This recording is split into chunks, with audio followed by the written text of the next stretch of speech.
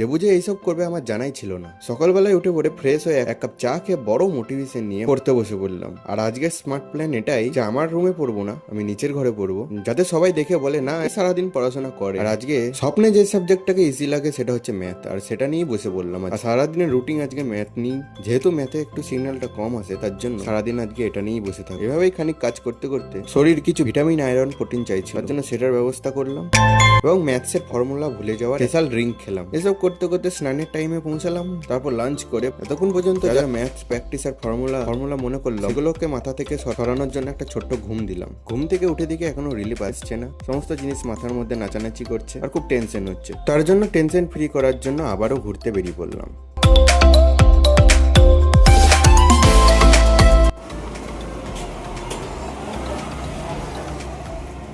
দাদা এখন ডেলিভারি করতে এসেছে।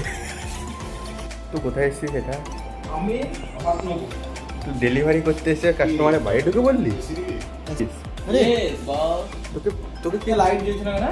তোকে তো ট্রিপসও দিয়েছে 10 টাকা, তারপর তো এসির হাওয়া খাবি? হ্যালো সৌমা, কি দেবো লাইট জ্বলছে? এটা কি সিস্টেম? এটা বিএলসিডি। কি হচ্ছে এখানে? একটা ছেলে পড়ছে আর তুই এখানে দেখছিস? হ্যাঁ, আজকে এখানে সাক্ষী থাকলো এই ভিডিওতে। তোমার যদি কিছু খারাপ হয় এর দায়, ঠিক আছে?